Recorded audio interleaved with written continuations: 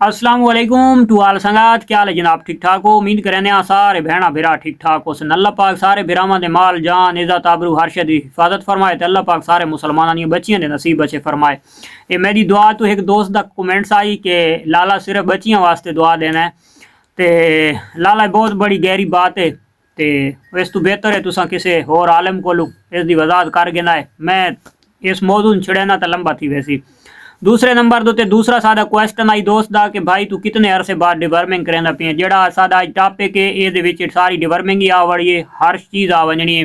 खास कर वो दोस्त मुतवज्जा हों जेड़े ऑलरेडी चाहे बकरी फार्मिंग करेंदे पैन ते चाहे शीप फार्मिंग करेंदे पैन, या जेड़े बकरी फार्मिंग करना चाहते हैं ते या वा जेड़े भेड़ फार्मिंग करना चाहते हैं। ठीक हो गया।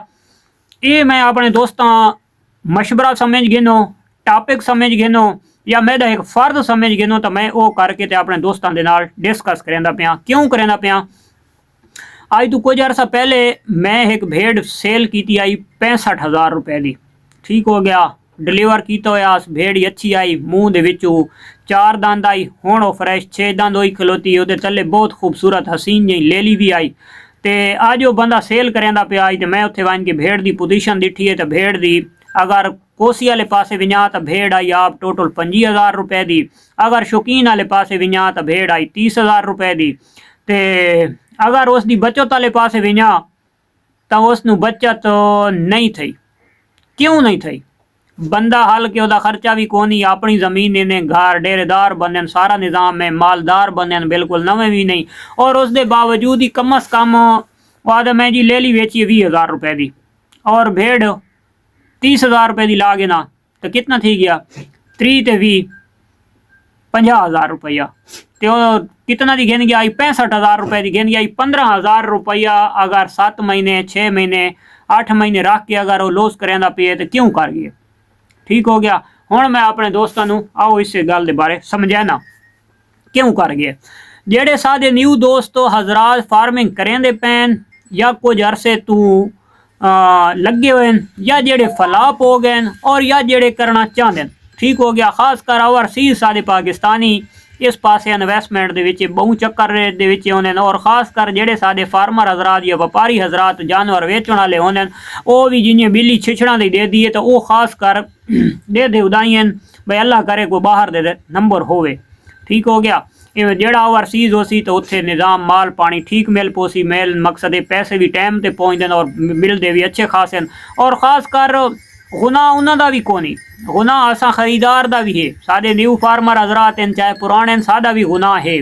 ठीक हो गया। असा दूसरे दुते अंगली उठा छुड़ने कि इस बंदे सानू लुट छोड़ा है तो क्या असा अपने आप दे गिराबान दे झाती ना पैंदे कि यार असा जानवर नाल कीता के है। ठीक है। अच्छा, जानवर जनाब परचेज करना है। ठीक हो गया। जानवर दे विच खसारे वाली गल तुसां सोचो भी नहीं। रिज़्क़ हलाल है तो रिज़्क़ हलाल दा जवाल को नहीं होंदा।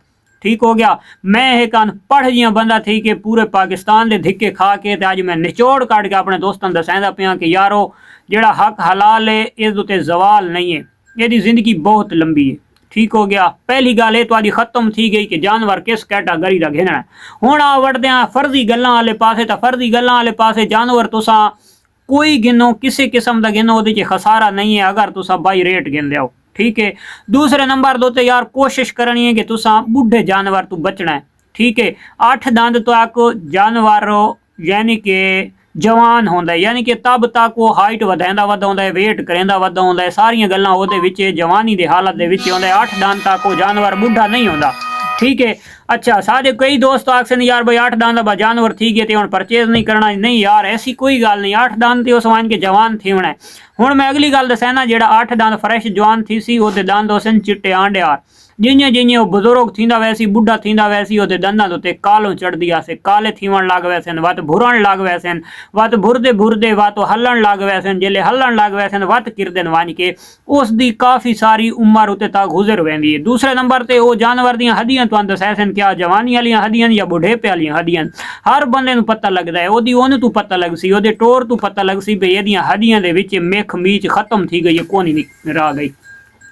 दूसरे नंबर ते जानवर तुसा परचेज करेंदे पे कोशिश करो भाई तुहाडे वहम है तो दुंदा चौगा छिगा 8 दंद फ्रेश तक तुसा परचेज कर सकते हो। ठीक है, सुक्का घिनो चाहे डिलीवर कीता है घिनो, चाहे प्रेगनेंट घिनो, चाहे छतरियां घेन के पालो, बकरियां दे विच लेलियां घेन के पालो। मेन मकसद है कि असल जिहड़ा तुहाडी नाकामी दी बुनियाद है ते तुहाडी जिहड़ी जड़ है ना वो मेडिसन नहीं, ठीक हो गया, वो किसी दोस्त वेचण वाले दी नहीं, वो किसी का मशवरा देने वाले दी नहीं।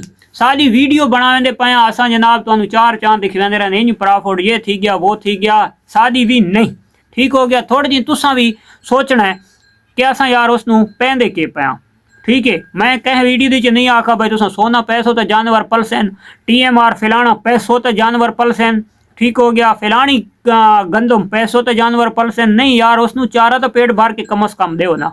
मेन मकसद ये है कि तुहाडे कोलू इतना वड्डा एक्सपीरियंस बेशक बीमारियां दा न होवे, लेकिन तुहाडे कोल इतना एक एक्सपीरियंस तो होवे, इतना तो तुहानू पता लगे कि मेरा जानवर हुण भुख है, हुण जानवर रज्जा है, हुण जानवर सेहत दे विच ठीक खलोता है, या हुण सेहत दे विच जानवर कमजोर है। ठीक हो गया, तो टोटल यह कुछ कुलिया इस उत्ते होर कोई कुलिया को नहीं फार्मिंग वास्ते। जो भाई कोई आखो भाई होर कोई किताबां पढ़नियां पौनियां, ना कोई किताबां पढ़न की लोड़ है, कुछ नहीं कर।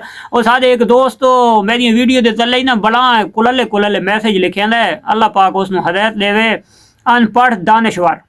ठीक है, तो भला थी वे लाला तेदा ये गल भी तू कर गया तो शुक्र है अल्हम्दुलिल्लाह, मैं फखर करे ना कि मैं अनपढ़ दानिशवर हाँ। ठीक हो गया, तू अपना पढ़ा लिखा है मेरा भाई, तू अपने मंजे तले डंगोरा फेर बता तू किलों चुका बदावे। तो मेरे भाईओ जानवर नू पेट भर के खाना देवना है, मकई का दो जो मर्जी दो वो देवना है।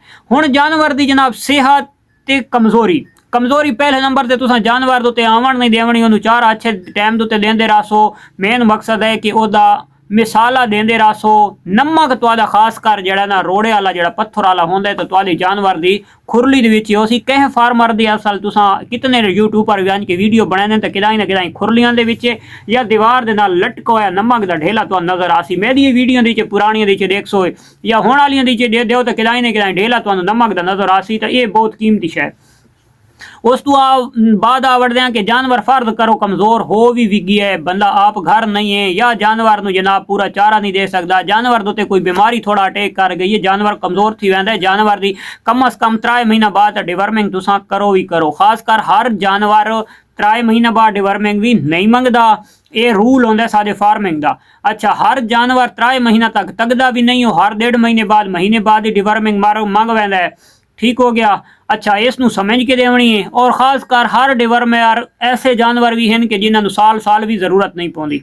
ठीक हो गया, लेकिन उन्होंने साल दे विच असां 2 टाइम करेंदे हाँ। 2 टाइम किस टाइम करेंदे हाँ, एक हुण सर्दी खत्म थी सी जिस टाइम गर्मियां आ वरसन यानी कि मार्च दी आखिर हो सी ते अप्रैल लग सी, अप्रैल दे विच असां डिवर्मिंग कर देने हाँ, क्योंकि उस टाइम चना की कटाई थींदी है, चना का डड्डा आंदा है, चना खांदा है। उस तो बाद गंदम आ वड़दी है तो उस टाइम डिवर्मिंग लाजमी होवे थादे ताकि जानवर चराई दे उत्ते खासकर वैनन ग्रेजिंग दे उत्ते ते जानवर सेहत दिन ब दिन बने दे अगर कमजोर हो भी सही तो। ठीक हो गया, असा मैं अपनी गल शेयर करना पे। तुसा जानवर नू जदों ही देखना है कमजोर देखना है तो तुसा ओदी डिवर्मिंग कर छोड़नी है। 3 महीना तक प्रेगनेंट होवे तो तुसा उसकी बेझिझक थी के बे टेंशन थी के बेखौफ थी के तुसा डिवर्मिंग कर सकते हो। ठीक हो गया, अच्छा कोई दोस्त आते हैं भाई सुबह करनी चाहिए, कोई शाम नू करनी चाहिए। ठीक हो गया, हर बंदे का अपना प्रोटोकॉल है, लेकिन मैं रेकमेंड करे सा कि मैं शाम टाइम डिवर्मिंग करेंदा रहना, अच्छा रिजल्ट आंदे तो मैं अपने दोस्तों नू मशवरा शाम दा ही देसा, सुबह दा न देसा। जेड़े फिर सुबह दा करेंदे रहने तो मेरा उन्हां नाल इख्तलाफ नहीं है। अच्छा, दूसरे नंबर दो जनाब जिल्द वाला इंजैक्शन अच्छा कोशिश करो जेड़ा तुहानू मिल वञे, बेहतरीन मिल वञे डॉक्टर के मशवरे नाल, जेड़ी डोज अच्छी है यानी कि उहदे विच हज़ारां कंपनियां वो तुसां घेना हो कि वो तुसां जानवर नू जनाब कोशिश कीती करो 2 महीना बाद, 3 महीना बाद, 1.5 महीने बाद तुसां लाजमी जल्द च लाया करो यार, वो सोना है जानवर वास्ते।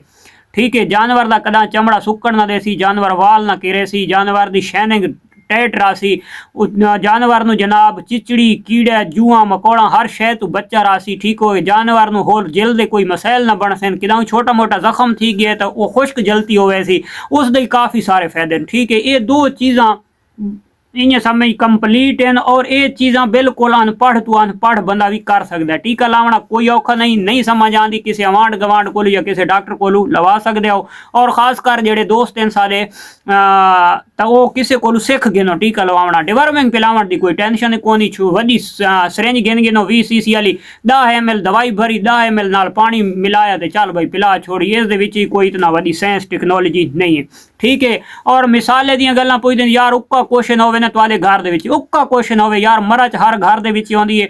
हार्ड मरच चावनी है, रत्ती मरच चावनी है, ओदे विच थोड़ा जिहा नमक भरना है, ये 3 अंगलियां दी चुटकी भरनी है जानवर दे मुंह दे विच चौथे दिहाड़े पंजवें दिहाड़े महीने दे विच कम अज कम घट तो घट महीने दी 3 दफा तो तुसां देओ सही। उस तो बेहतर है कि हफ्ते दी 2 दफा तुसां या हफ्ते दी 1 दफा खासकर सर्दियां दे 4 दे तुसां दे रहो। कोई किसी किस्म की ना कोई बीमारी ते ना कोई टेंशन ते ना कोई फिक्र ते ना कोई फाका।